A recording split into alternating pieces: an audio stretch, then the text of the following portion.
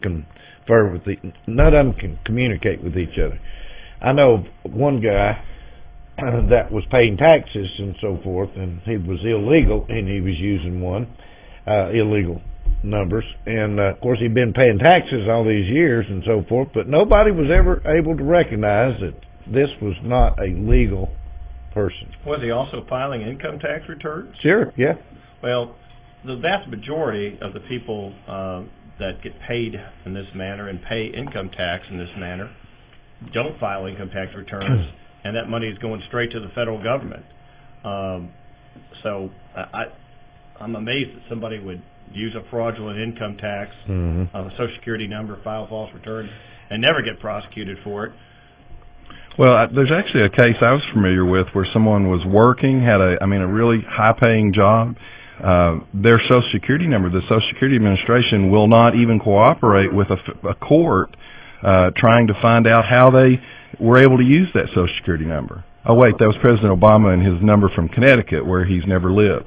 There's actually a federal court case that came up on that, and I'm picking on them a little bit, but the point is a federal judge refused to force the Social Security Administration to release any data on how that number was assigned. Now, my problem with that is the government's supposed to be about us, and of course I'm using that for a political point, but on anybody. Why would the government not be open with all of this information? Like Scott said, if you've got someone using a Social Security number, we ought to be able to easily track that and say, hey, that's not your number. Where'd you get that? Who are you? Well, I don't want you to easily track my Social Security number, John. Well, the courts. I don't mean me, but certainly the courts should be able to do that. All right, I just want to make sure that we're clear. I mean, I don't want you having access to my home phone number even. Now, wait a minute, I want to end this. I'm going to end this conversation right here on this part of it. But you don't think that the immigrants would help Mr. Obama register more Democrats in this country? Look, the Republicans are scrambling right now to find a good-looking Hispanic Republican who will come out, honestly, and they're going to find one. And they're going to beat us to it.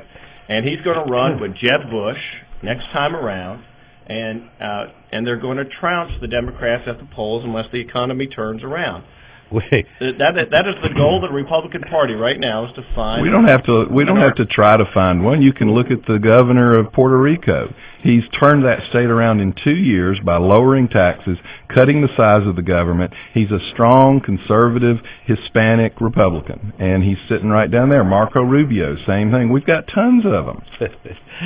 All right, let's go into our budget. You know, I looked up the definition to a budget. To enable the actual financial operation of a business to be measured against a forecast. You know, one other thing, I don't think anybody in this country feels, and you guys tell me this, that we're being taxed too little. Now then, why don't we have a budget? Well, you know, there was an article in the paper this week that I think really details the whole problem.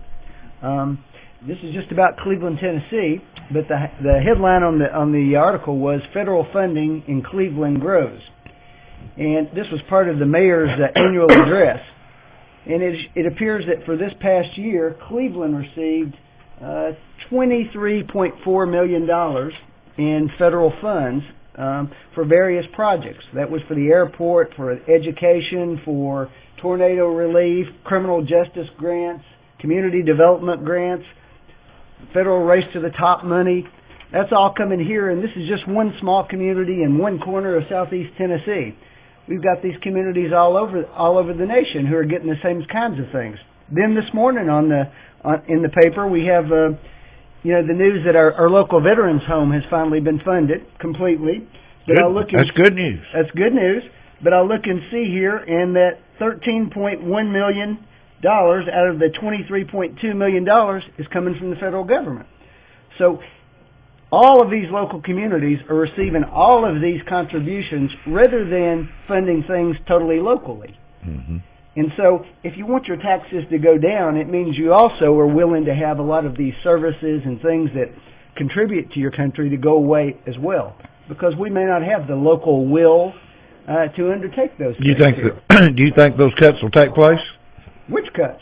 The ones that you're saying that they're giving away. I'm not suggesting that we cut them. Oh. Well, what I'm telling you is, though, if you want to know why we have a budget deficit, in large part, it's because every community in the country is asking for federal money on a regular basis. And if we're going to have an honest debate about this, we've got to recognize that that's what we do also, whether we're Democrats or Republicans. That has nothing to do with this issue. We're just Clevelanders, and we like that money coming here because it's good for us to build these things and reinforce our economic structure.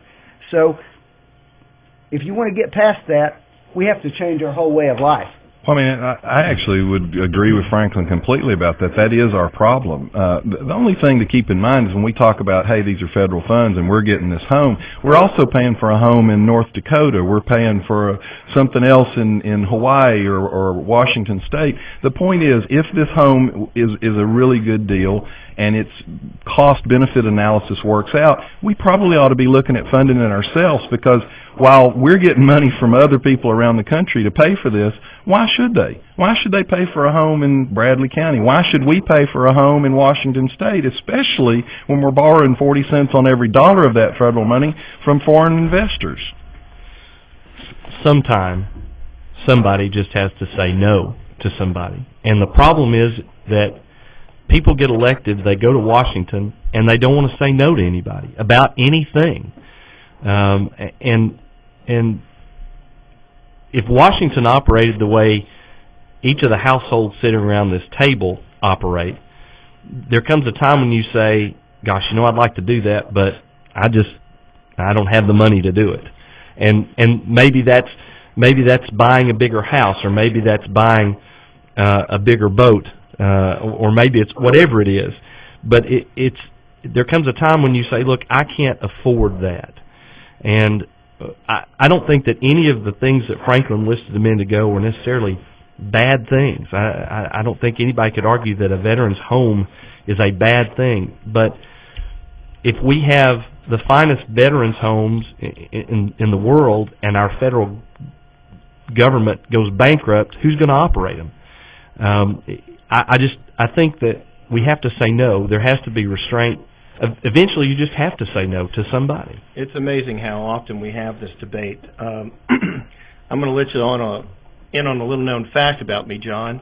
When President Reagan was running against President Carter for the 1980 campaign, I was very ardently in support of President Reagan because President Reagan promised us a smaller national government.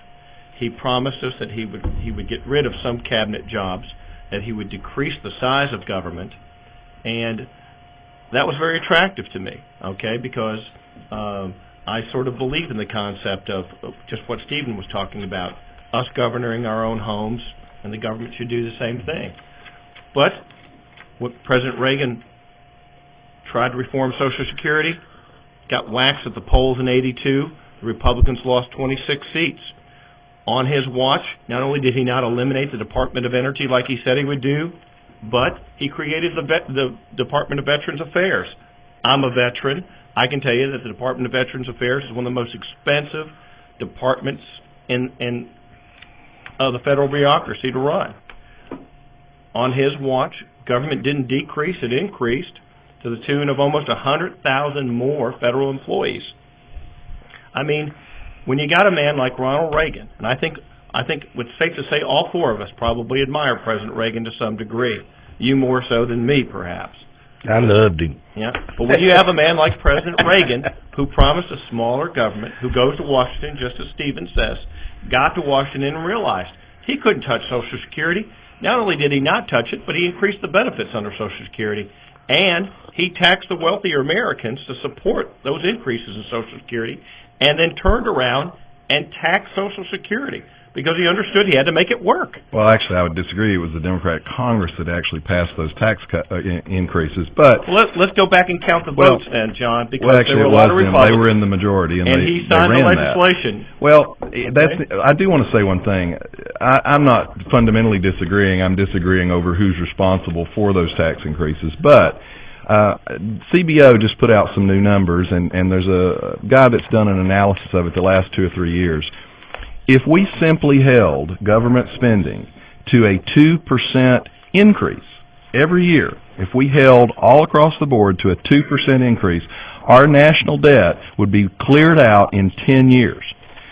When you get to Washington, Republican and Democrat, they start using funny numbers because what they do is they have a projected growth that they think they need.